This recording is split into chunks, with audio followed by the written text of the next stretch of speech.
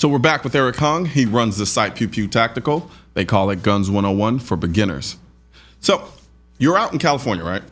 Yeah, LA. Right. How's that working out for you? It's annoying. We'll not lie, and it's only gotten worse this year. I think just everyone has no idea what's going on. There's like 7, 8, 9, 10 laws that went on the books, and no one knows what's going on. And they're all asking me, and I don't really know either.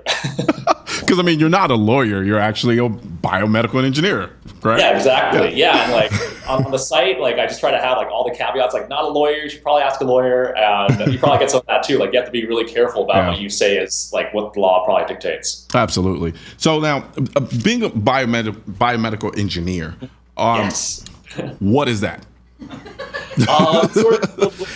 Bio and medicine. So we do a lot of like, say, things that go into the body that have electricity. So like pacemakers, things like that. Okay, because it's one of those things where it's like the elusive obvious. It's like, I feel like I'm supposed to know exactly what this is, but then when you really try to explain it to yourself, you have no clue, and you realize that. Yeah, so just break it down like bio and medicine. Yeah, of course.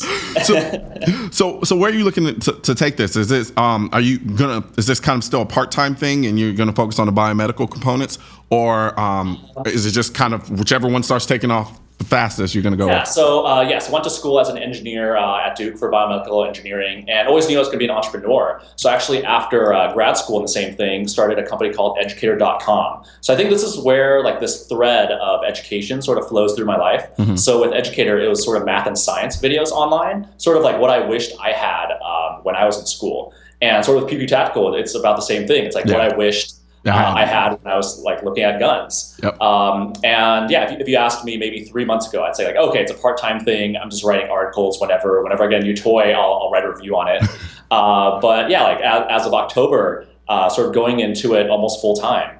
Awesome. With Educator sort of running by itself, like I have full confidence in my team to keep it running, keep it creating courses. Sort of moved into pretty much full time with Pew Pew Tactical. My wife actually quit her job in banking to sort of join me. So she was just in before trying to get some pictures for Twitter and Facebook. So gotcha. So now. Yep.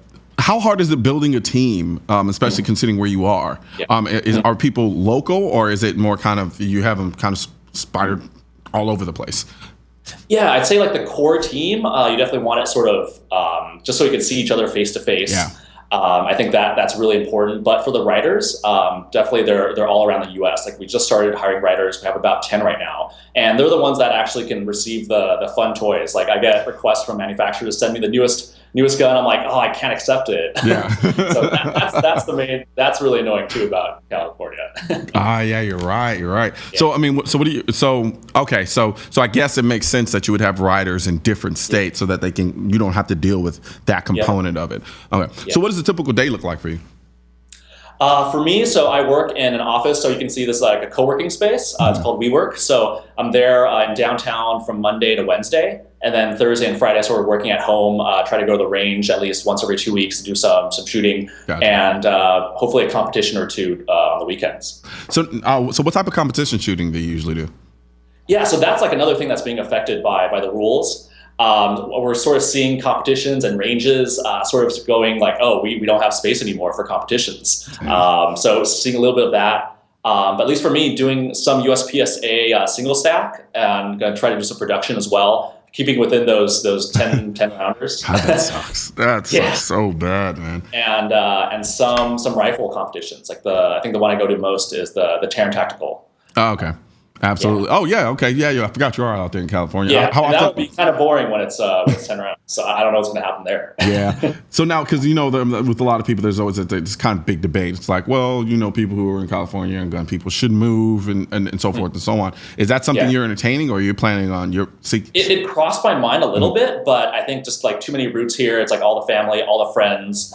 Like we were thinking of Oregon or something, or Texas as well. But yeah, the wife was against it, and in the end, she's the boss. That's why I don't have a wife. So now, have you lived in California your entire life?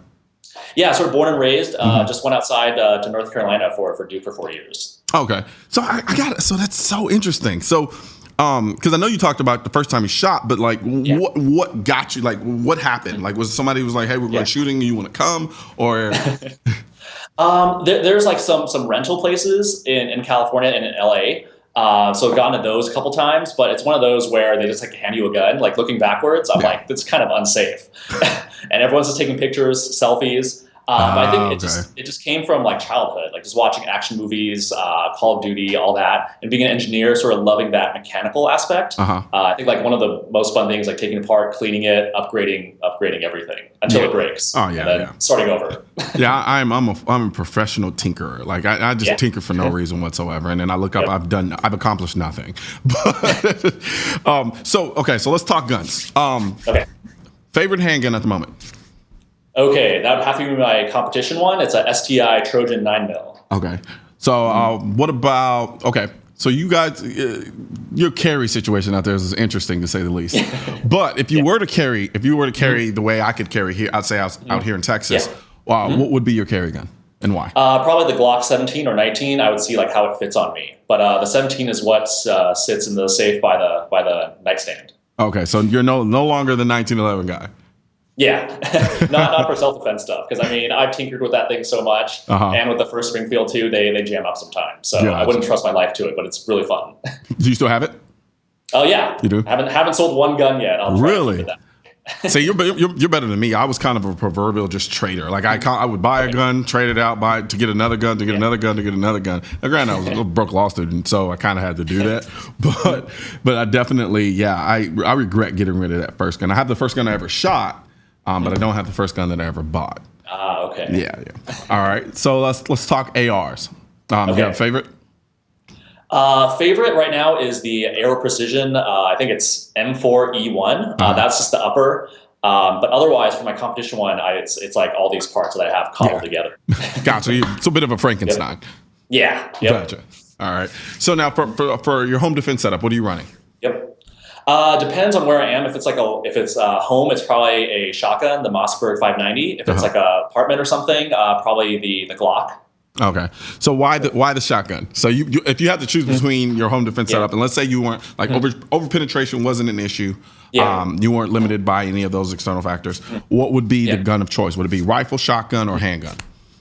I think it'd be between the shotgun and the handgun. I think handgun because I'm pretty proficient with it. If there's tight corners, probably do well. But with the shotgun, I think that's just great for sort of just holding the fort in a larger house. Gotcha. Now, buckshot will do wonders. Yeah, fair enough. So as far as overall type of shooter that you are, because I know you do competition shooting, would you consider yourself a competition shooter, a tactical shooter, a sports shooter, or just a kind of general enthusiast? Probably enthusiast with competition tendencies. Gotcha. Okay, fair enough. I have shooting schizophrenia. I don't know. One minute I'm like Mr. Tactical, the next minute I'm like competition, and the next minute I'm like I just want to pound away and still and do nothing. So that's definitely okay. That's good to know. That's good to know. So with that being said, man, I really appreciate it, man. It's kind of fun, especially seeing someone who kind of came up the same way that I did. And so for people who don't know, where can they go to the site and then get all the information that you guys delve out on a daily basis? Yeah, head out to pewpewtactical.com, and we're on Facebook and Twitter and all that good stuff. Awesome. Well, thank you very much for joining us, man. I look forward to seeing what you guys do in the near future. And my pleasure. You'll be at SHOT Show, right? Oh, absolutely. We'll be at SHOT Show, running ragged like a doll. It'll be my first one. So, is this your first one? Really? Yeah, first one. It's like a dream come true, like bucket list. Here, let me ruin it for you real quick. Okay. The first one you'll love. Okay. The second will become a beating. Okay. All right. but no, thanks, man. You have a good one. Yeah. All right, you too. Take care. Bye. And that's going to be it for another episode of CM Live. Join us again tomorrow.